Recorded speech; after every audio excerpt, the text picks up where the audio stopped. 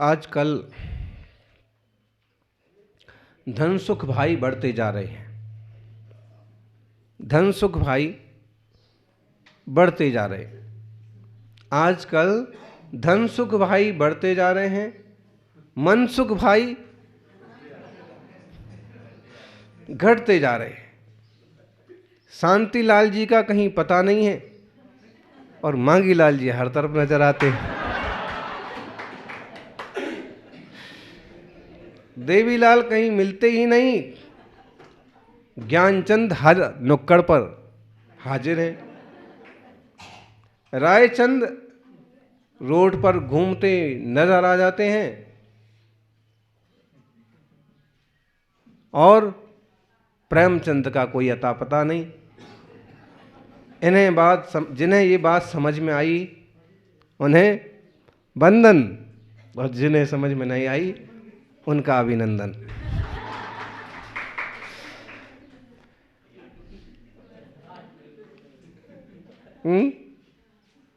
एक तरह का एक व्यंग है ये। दुनिया में जिस ढंग से लोग धन के पीछे भागे जा रहे हैं, धन सुख भाई, धन सुख भाई, और धन होना चाहिए, बस धन के पीछे धनाधन में लगे हुए हैं। चाहे कुछ भी हो जाए, कितना भी उठा पटक हो जाए, धन होना चाहिए। तो धन सुख भाई तो बहुत हैं, और मन सुख भाई जो मन से सुखी हों, शांत हों, ऐसे मन सुख भाई लापता है। और तन सुख भाई भी बहुत कम हो गए हैं। कोई ना कोई बीमारी हमेशा लगी रहती। और शांतिलाल जी का कहीं पता नहीं पड़ता है।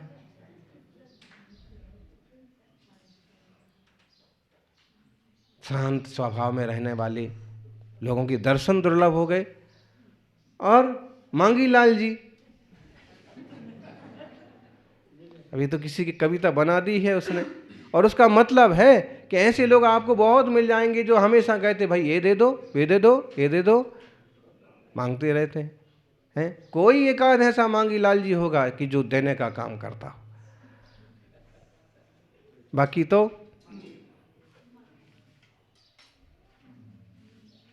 फिर देवीलाल जी, देवीलाल जैसे लोग एकदम शांत, मुश्किल ही है।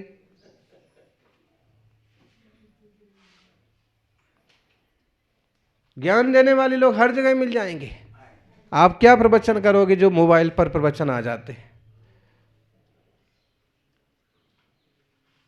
रायचंद बहुत मिल जाएंगे, राय देने वाले, लेकिन सहयोग करने वाले लोग मुश्किल से मिलते। ये बात समझ लो कि दुनिया ऐसे ही इसी ढंग से चल रही है, और आप किस ढंग से चलना चाहते हो।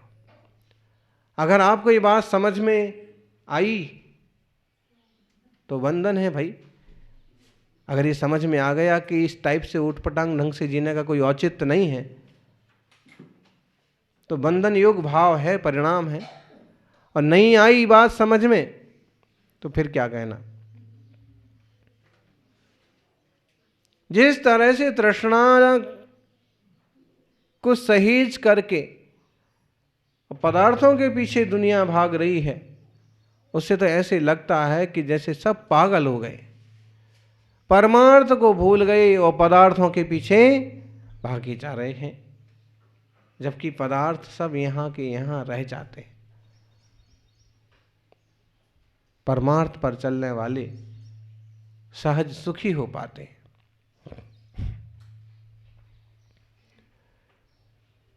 जिस देह के लिए सारे उपक्रम किए जाते हैं, वो देह भी तो शाश्वत नहीं है। बोलो, जिस शरीर के लिए सारे प्रबंध किए जाते हैं, और इन सबों में तो खर्चा लगता है। कुछ विषय जुटाना है तो रुपए खर्च करना पड़ेंगे, लेकिन जीवन में सुखी और शांत रहने के लिए बहुत जरूरी चीजें हैं, जैसे मुस्कुराना, हंसी, सहज मुफ्त में उपलब्ध है। बुद्धि मुफ्त में उपलब्ध है। बोलो, कहीं खरीद के थोड़ी लाना है। ज्ञान जीव का स्वभाव है। फिर धैर्य, धैर्य तो रखने की चीज है, लेकिन ये भी एक आत्मिक गुण है। जिसे समझ में आ गया वो धैर्यवान बना रहता है, नहीं तो अधीर होकर के दुखी हो जाता है, परेशान हो जाता है, विकल्पों में पड़ जाता है। और फिर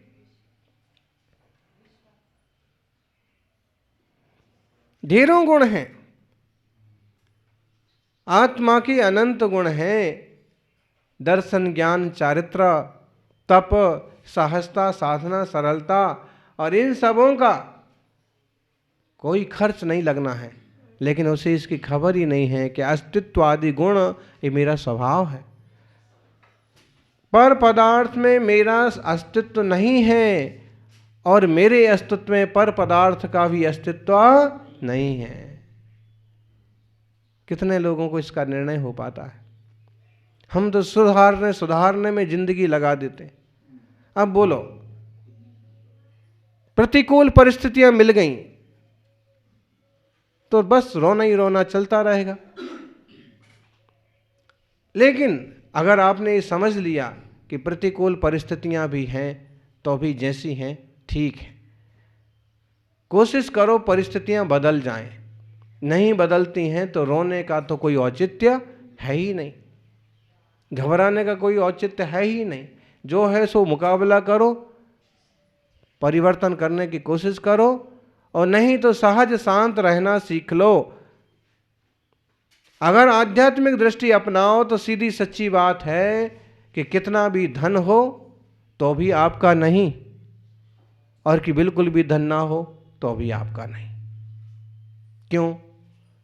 क्योंकि वो तो आरोपित है भाई। जेब में रुपए आ गए तो आप अमीर हो गए, और जेब में से रुपए निकल गए तो आप गरीब हो गए। तो इतना सस्ता है क्या अपने आप को अमीर और गरीब मान लेना? वास्तव में हमारी अनंत गुणों की संपत्ति हमारे पास है, और चैतन्य गुणों से, ज्ञान आदि गुणों से हम अपने आप में परिपूर्ण हैं। कभी इसकी भी दृष्टि करना तो थोड़ी शांति महसूस होगी। परिस्थितियां तो कभी अनुकूल होती हैं, कभी प्रतिकूल होती हैं, और अनुकूलता में व्यक्ति खुश हो जाते हैं और प्रतिकूलता में दुखी हो जाते हैं।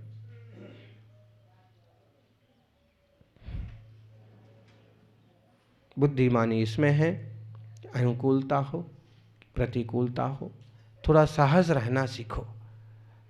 ज़्यादा प्रॉफिट हो गया, ज़्यादा लाभ हो गया तो बहुत कूदने लगते हैं, और अगर नुकसान हो गया कि गरीबी आ गई तो बिल्कुल हाय हाय करने लगते हैं कि अरे भाई।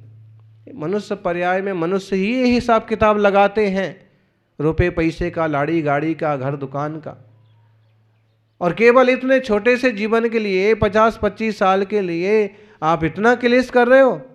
नारिकियों का इतना लंबा जीवन, त्रियंचों की पर्याय देख लो, वे कोई हिसाब लगाते बैठते हैं?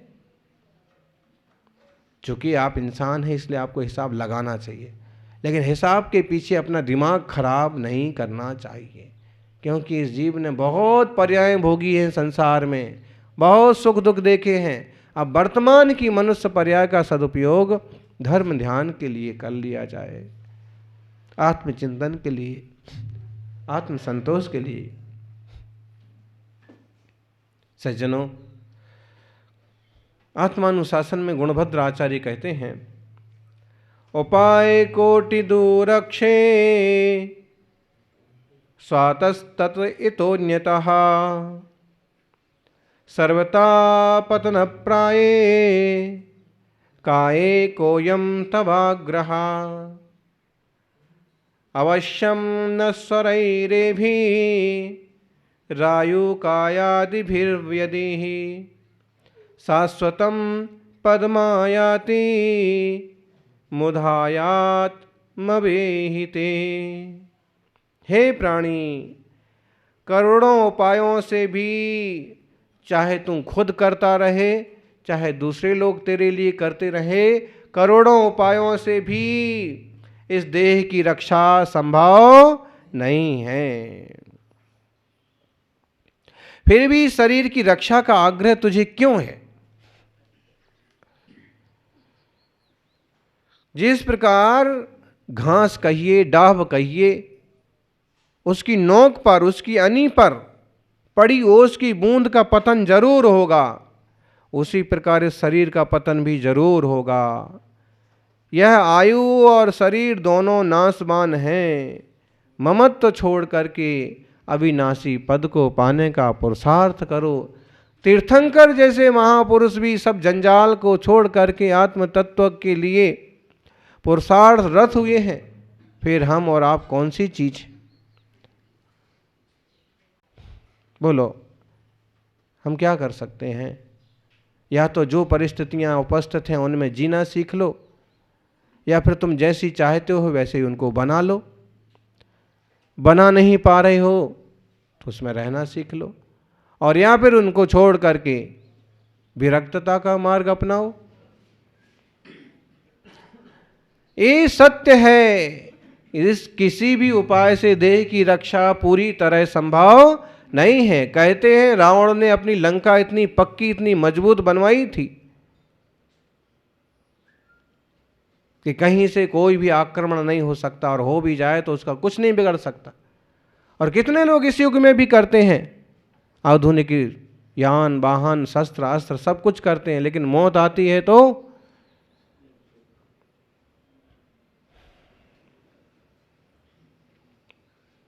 बंकर में भी चूहे की मौत मरना पड़ता है। इसलिए थोड़ी सी देह से भिन्न आत्मा स्वरूप की चिंता करें। खूब व्यवस्था बना लेते हैं, लेकिन आयु पूरी होने का अवसर हो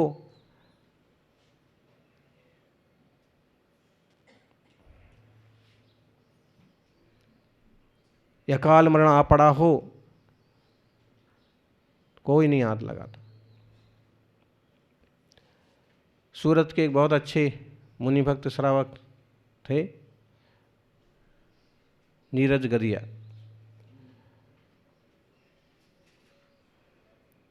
पैंतालीस 47 जितनी उम्र होगी शायद, और एकदम हट्टे कट्टे और काफ़ी बुद्धिमान, स्मार्ट, सब चीज़ें। लेकिन कोरोना का झंझट जब आया तो पहले घर में खूब उपचार लिए, फिर हॉस्पिटल में उपचार लिए।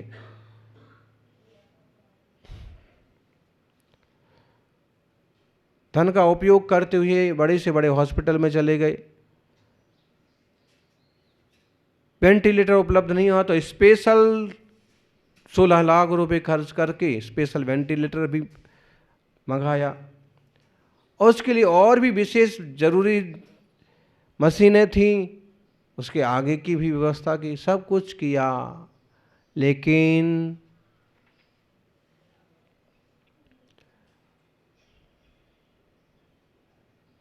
हमको भी सूचना दी, जब सारी पटरी से गाड़ी उतर गई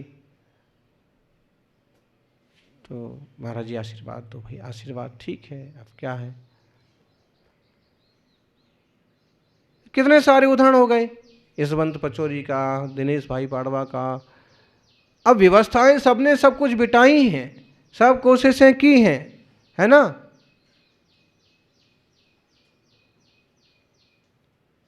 लेकिन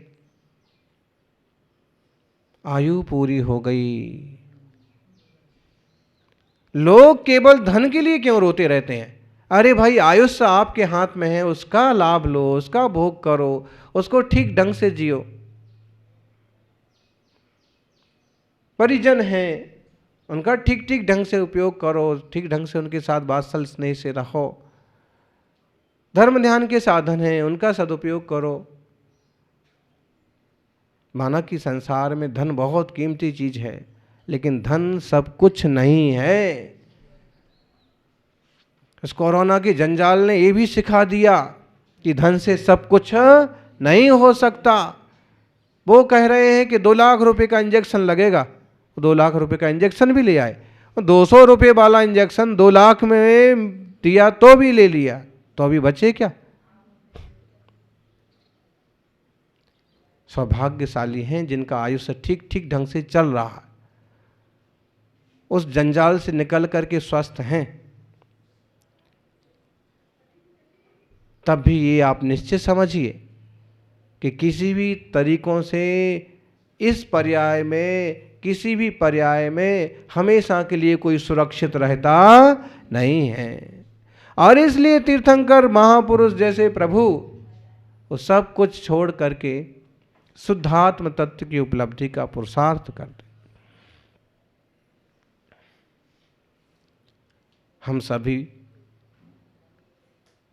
इस देह से भिन्न चेतना की भी दृष्टि करें। कभी सुबह को शाम को 5 मिनट तो विचार करो कि मैं कुछ और भी हूँ। हम इतना इतना इतना टेंशन लाद लेते हैं कि ऐसा है, वो वैसा है, सब लोग उल्टे हैं, सारी परिस्थितियाँ विपरीत। अरे सारी चीज़ें विपरीत हैं, लेकिन कभी हम अपने से निचले वाले लोग की तरफ देख करके अपने विचार को थोड़ा चेंज करें कि हमसे भी बहुत कमज़ोर और दुखी टाइप के लोग भी दुनिया में हैं। पशु पंछियों का विचार करके देखें कि उन्हें तो सर छुपाने के लिए भी जगह नहीं है, खाने के लिए दाने का भी इंतजाम नहीं है। तो जब हम कभी ज़्यादा निराश होने लगे तो हम कुछ इस ढंग से भी सोचें, बारह भावना के ढंग से भी सोचें। उससे क्या होगा? उससे परिणामों में थोड़ी शांति आएगी। क्योंकि हमारा उत्थान, हमारा विकास हमारे पुरुषार्थ पर निर्भर करता है, लेकिन 100% हमारे पुरुषार्थ पर निर्भर नहीं करता है। भाग्य भी उसमें चाहिए पड़ता है। वही काम आपने किया, वही काम पड़ोसी ने किया, वो सक्सेस हो गया, आप पीछे रह गए। कहीं ना कहीं भाग्य भी लगता है। इसलिए कैसी भी स्थितियां हों, कैसी भी परिस्थितियां हों, केवल देह स्तर पर न जिए, थोड़ा सा आत्म तत्व का चिंतन भी जरूर करें। इससे मंगल होगा, शांति होगी।